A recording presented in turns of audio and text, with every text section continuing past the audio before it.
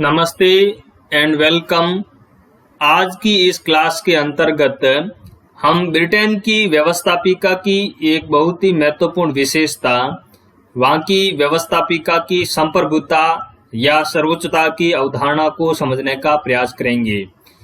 Britain की व्यवस्थापिका को parliament के नाम से जाना जाता है, हिंदी में जिसे संसद कहा जाता है।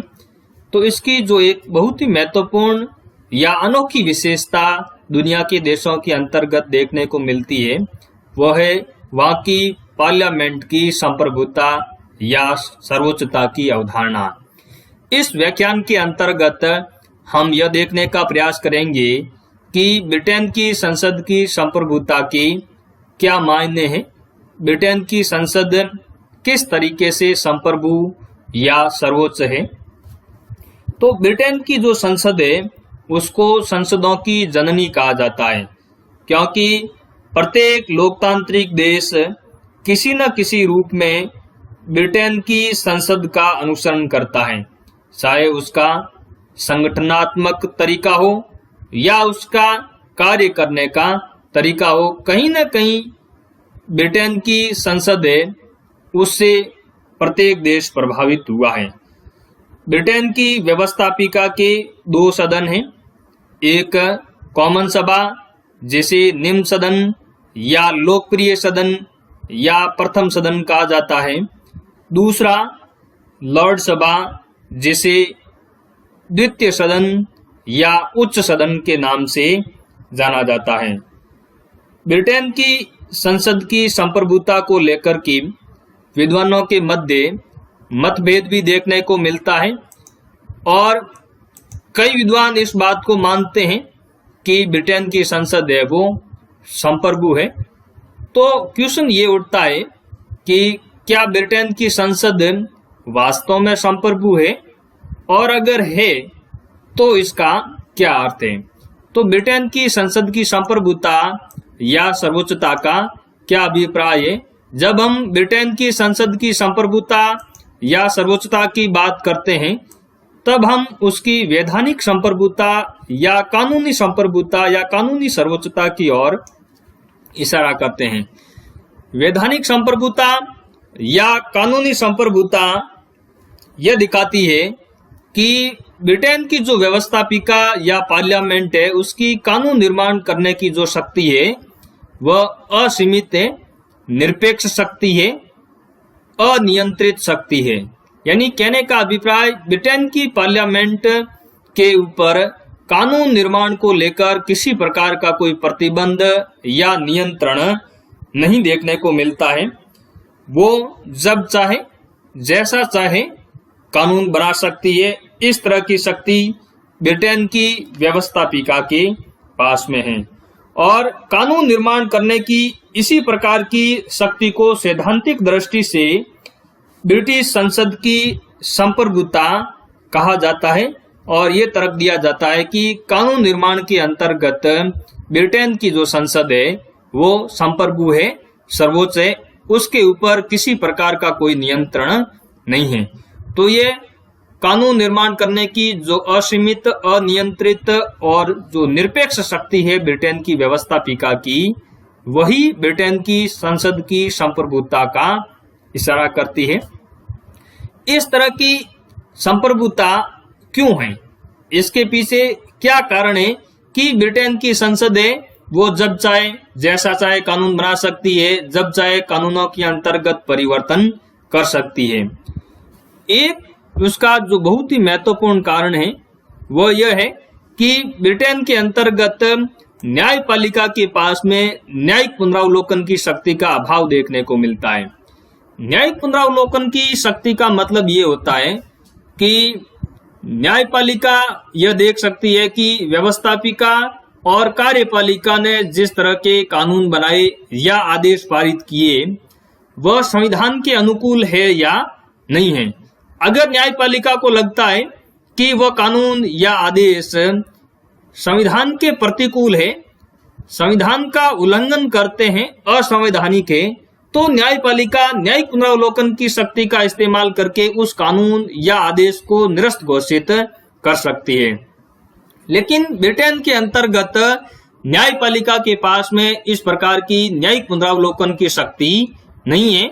इसलिए ब्रिटेन की जो व्यवस्थापिका जिस प्रकार के कानूनों का निर्माण करती है उसको न्यायपालिका संविधान के उल्लंघन के आधार पर निरस्त घोषित नहीं कर सकती है।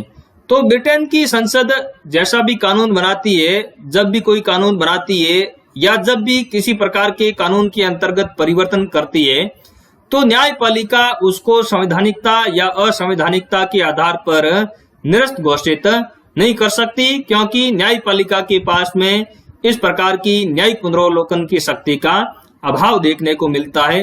यानी न्यायपालिका के पास में जुडिशियल रिव्यू करने की शक्ति नहीं है। इसलिए ब्रिटेन की संसद की संप्रभुता की अवधारणा को बल मिलता है। दूसरा जो कारण है वह यह है कि ब्रिटेन के अंतर्गत अलिखित संविधान है, लिखित संविधान का अभाव देखने को मिलता है। इसलिए ब्रिटेन के अंतर्गत साधारण विधि और संवैधानिक विधि इस प्रकार की विधि के मध्य किसी प्रकार का कोई अंतर नहीं है। ब्रिटेन की संसद साधारण बहुमत के माध्यम से किसी भी प्रकार का कानून निर्मित कर सकती है, क्योंकि वहां पर साधारण विधि और संविधान संशोधन विधि या संवैधानिक विधि इस प्रकार की विधियों के मध्य किसी भी प्रकार का कोई अंतर देखने को नहीं मिलता है। तीसरा जो कारण है वो यह है कि ब्रिटेन के अंतर्गत एकात्मक शासन व्यवस्था को अपनाया गया है। जहां पर संघात्मक शासन व्यवस्था होती है वहां पर तो संविधान के अंतर्गत केंद्र और राज्यों के मध्य या केंद्र और इकाइयों के मध्य शक्तियों का विभाजन संविधान के अंतर्गत कर दिया जाता है और प्रत्येक इकाई और केंद्र संविधान के आधार पर ही शक्तियों का इस्तेमाल करती है। लेकिन ब्रिटेन के अंतर्गत संघात्मक शासन व्यवस्था का पूर्णतः अभाव है, वहां पर एकात्मक शासन व्यवस्था को अपनाया गया है। इसलिए जो सारी की सारी शक्तियां हैं कानून निर्माण की वह केंद्र के पास में यानी ब्रिटेन की संसद के पास में। तो यह भी एक बहुत ही महत्वपूर्ण कारण है कि एकात्मक शासन व्यवस्था के कारण भी ब्रिटेन की संसद है वो कानून निर्माण के क्षेत्र में सर्वोच्च है। तो हमने इस स्लाइड के माध्यम से ये समझने का प्रयास किया कि ब्रिटेन की जो संसद है वो कानून निर्माण के अंतर्गत सर्वोच्च है, क्योंकि उसके ऊपर किसी प्रकार का कोई नियंत्रण है वो देखने को नहीं मिलता, क्योंकि वहां पर न्यायिक पुनरावलोकन का भी अभाव है। वहां पर एकात्मक शासन व्यवस्था को अपनाया गया है। साधारण विधि और संविधान संशोधन विधि इस प्रकार की विधियों के मध्य कोई अंतर नहीं किया गया है। इसलिए ब्रिटेन की जो संसद है जब चाहे जैसा चाहे कानून बना सकती है, जब चाहे वो किसी भी प्रकार के कानून के अंतर्गत परिवर्तन भी कर सकती है। इसलिए ब्रिटेन की संसद संप्रभु संसद है। अब हम कुछ विद्वानों के कथनों को देखेंगे जो कि ब्रिटेन की संसद की संप्रभुता या सर्वोच्चता का वर्णन करते हैं। डी लॉम कहता है कि ब्रिटेन की संसद स्त्री को पुरुष और पुरुष को स्त्री बनाने के अलावा सब कुछ कर सकती है। यानी डी लॉम का कहने का अभिप्राय यह है कि ब्रिटेन की जो संसद है वो कानून निर्माण के अंतर्गत सर्वोच्चता रखती है। इसी प्रकार एवी डायसी भी लिखते हैं कि ब्रिटेन की संसद वैधानिक दृष्टि से या कानूनी दृष्टि से इतनी शक्तिशाली है। किस दृष्टिकोण से?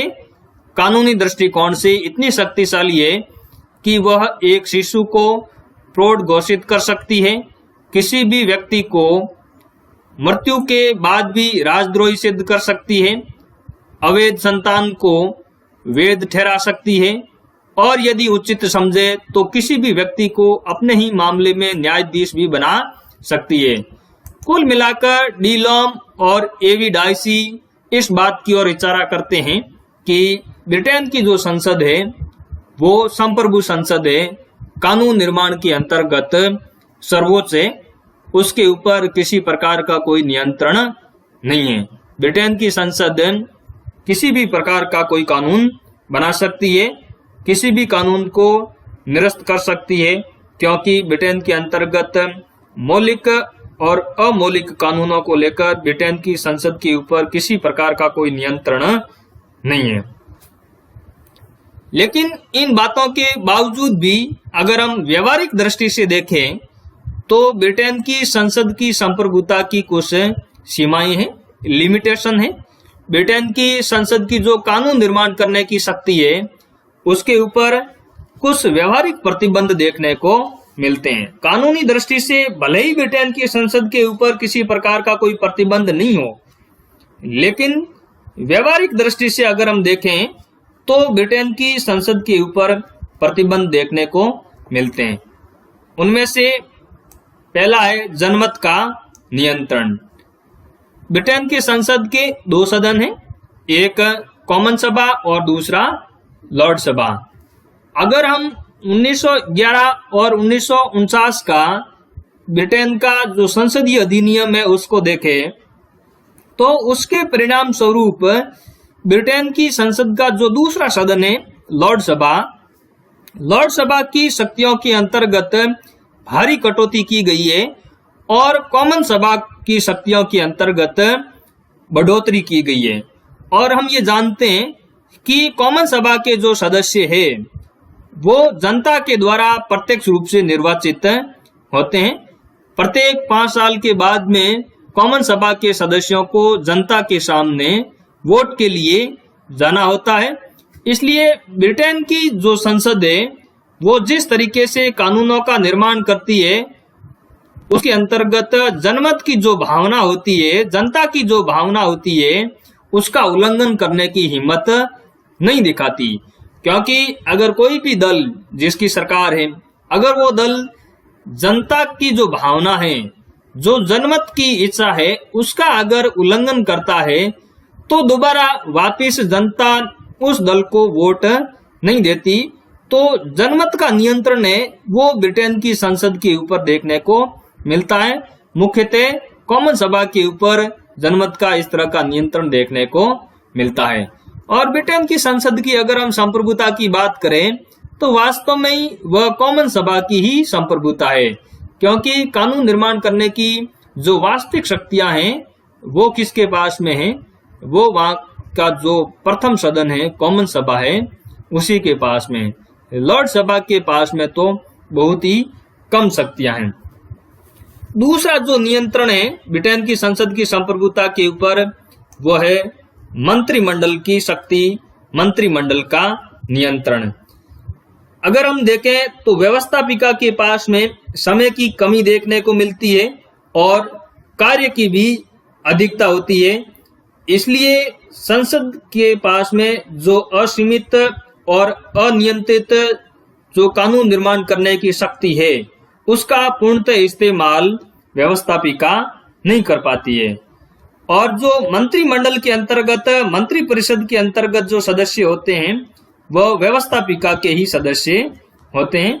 तो विधि निर्माण, वित्त नियंत्रण और प्रशासकीय मामलों के अंतर्गत मंत्रिमंडल का दबदबा है वो देखने को मिलता है। जब तक मंत्रिमंडल का व्यवस्थापिका के अंतर्गत बहुमत रहता है तब तक वह संसद के ऊपर नियंत्रण भी स्थापित करने की कोशिश करता है और संसद मंत्रिमंडल की भावना के प्रतिकूल जाकर के कानूनों का निर्माण नहीं कर सकती है। तो मंत्रिमंडल का नियंत्रण है वो भी ब्रिटेन की संसद के ऊपर देखने को मिलता है। इसके अलावा परदत्त विधायन का अभिप्राय ये होता है कि कानून निर्माण करने की जो शक्ति है या कार्य है वो किसका है, वह व्यवस्थापिका का है। लेकिन व्यवस्थापिका के पास में कार्य की अधिकता रहती है, समय की भी कमी रहती है और कई बार व्यवस्थापिका के पास में विशेषज्ञ सदस्यों का भी अभाव होता है जो कि कानून निर्माण के बारे में स्पष्ट जानकारी रखते हो। तो व्यवस्थापिका क्या करती है, व्यवस्थापिका कार्यपालिका को कानून निर्माण करने की शक्ति है वो सौंप देती है। यानी कार्यपालिका को कहती है कि इस विषय पर कार्यपालिका कानून का निर्माण करे। तो कार्यपालिका इस तरह से कानूनों का जब निर्माण करती है तो इस प्रकार की शक्ति क्या कहलाती है, इस प्रकार का कार्य कहलाता है कानून निर्माण का प्रदत्त विधायन का कार्य। तो इस प्रदत्त विधायन के कार्य के कारण भी व्यवस्थापिका के ऊपर जो संप्रभुता है व्यवस्थापिका की, उस पर भी प्रतिबंध देखने को मिलता है। अगला जो पॉइंट है वो है कानून का शासन। ब्रिटेन के अंतर्गत कानून का शासन बहुत ही ज्यादा प्रचलित है।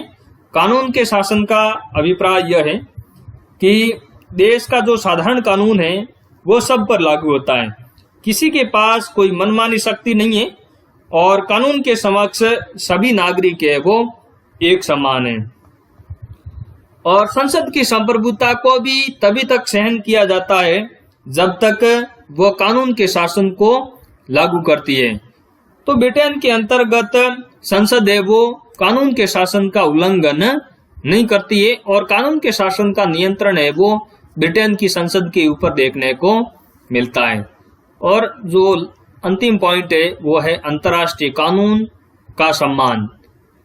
प्रत्येक देश है वो नैतिक दृष्टि से और उसका नैतिक कर्तव्य भी है कि वो अंतर्राष्ट्रीय कानूनों का पालन करें। ब्रिटेन की संसद भी अंतर्राष्ट्रीय कानूनों का सम्मान करती है, अंतर्राष्ट्रीय संगठनों के जो नियम है उनका सम्मान करते हुए ही कानूनों का निर्माण करती है। तो इस तरीके से अगर हम देखें तो कानूनी दृष्टि से ब्रिटेन की संसद है वो संप्रभु है, लेकिन व्यवहारिक दृष्टि से ब्रिटेन की संसद के ऊपर कई प्रकार के नियंत्रण और सीमाएं देखने को मिलती है। तो इस व्याख्यान के अंतर्गत हमने ये समझने का प्रयास किया कि ब्रिटेन की संसद एक संप्रभु संसद है और उसके ऊपर किस प्रकार के व्यवहारिक नियंत्रण भी देखने को मिलते हैं। उम्मीद करता हूं कि इस व्याख्यान के माध्यम से ब्रिटेन की संसद की संप्रभुता की अवधारणा स्पष्ट हुई होगी। मिलते हैं नेक्स्ट व्याख्यान के अंतर्गत, तब तक के लिए धन्यवाद।